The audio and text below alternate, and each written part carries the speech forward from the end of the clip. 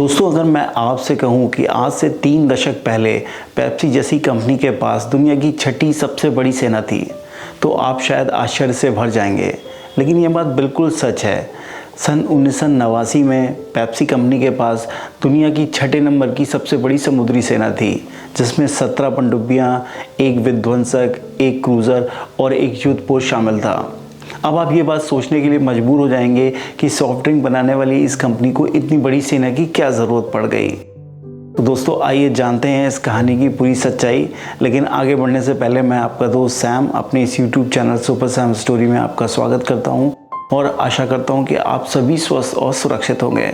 तो चलिए शुरू करते हैं। इस कहानी की शुरुआत होती है सन 1959 से, जब अमेरिका और रशिया के बीच शीत युद्ध और तनाव चरम पर था।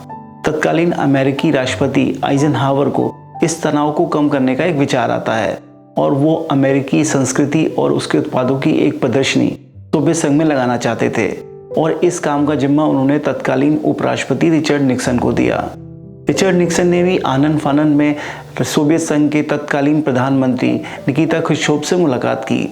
इस खास मौके पर अमेरिकी संस्कृति को बढ़ावा देने और सोवियत संघ में अमेरिकी उत्पादों से परिचित कराने के लिए डिज्नी और पेप्सी जैसी बड़ी कंपनियों ने इस प्रदर्शनी में भाग लिया।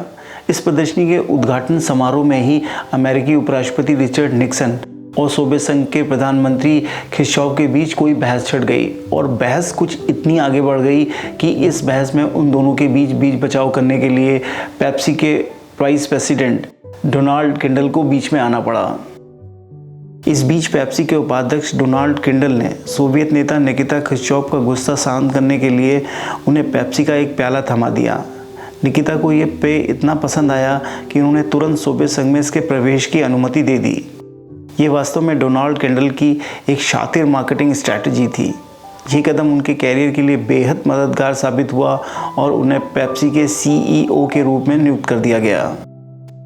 डोनाल्ड किंडल और निकिता ख्रुश्चोव की इस बातचीत के दौरान यह भी तय किया गया कि 1985 तक पेप्सी की कट्टर प्रतिद्वंदी कोका कोला को सोवियत यूनियन में व्यापार करने की अनुमति नहीं होगी। लेकिन इस दौरान समस्या ये थी कि इस दौर में सोवियत संघ के बाहर रूसी रूबल की वैल्यू ना के बराबर थी। इसलिए पेप्सी और सोवियत सरकार को पुराने ज़माने की वस्तु विनिमय के सहारे ही डील करनी पड़ी। इस दौरान ये निर्णय लिया गया कि इस डील के लिए पेय विनिमय सबसे उचित विकल्प रहेगा। ऐसे में रूस ने अपने प्रसिद्ध पेय पदार्थ वोदका के लिए पेप्सी की अदला बदली का फैसला किया। इसके बाद पेप्सी सोवियत संघ में बेचा जाने वाला पहला पश्चिमी पेय पदार्थ बन गया, और वोदका को भी अमेरिका में मादक पेय उत्पाद के रूप में प्रवेश की अनुमति मिल गई। सोवियत संघ के इसे फायदे का सौदा समझ रहा था, क्योंकि वोदका सरकार के स्वामित्व में थी और उस दौर में इसका सोवियत संघ में बड़ी मात्रा में उत्पादन किया जाता था।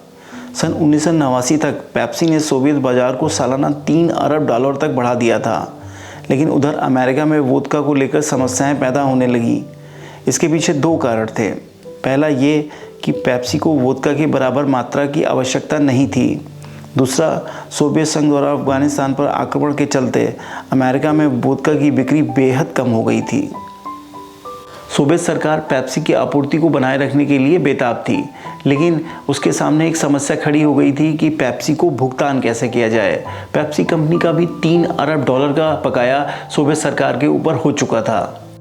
सोवियत सरकार भी बराबर ऐसी वस्तु को ढूंढने में लगी थी जिससे पेप्सी कंपनी को भुगतान किया जा सके। लेकिन बहुत सोचने के बाद भी सोवियत सरकार को कोई ऐसी वस्तु विनिमय के लिए कोई चीज़ नहीं मिली। फिर थक हारकर सोवियत सरकार ने शीत युद्ध में प्रयुक्त हुए सैन्य उपकरणों को गिरवी रखने का मन बना लिया। सोवियत संघ ने $3 अरब के बकाये के बदले में पेप्सी कंपनी को 17 पनडुब्बियां, एक क्रूज़र, एक विध्वंसक और एक युद्धपोत देने का फैसला किया। पेप्सी कंपनी भी रूस में अपना बाजार खोना नहीं चाहती थी, इसलिए उसने इस सौदे को स्वीकार कर लिया, और इस ऐतिहासिक सौदे ने पेप्सी कंपनी को दुनिया की छठी सबसे बड़ी समुद्री सेना बना दिया। दोस्तों, आज की कहानी आपको कैसी लगी कमेंट बॉक्स में कमेंट करके ज़रूर बताइएगा।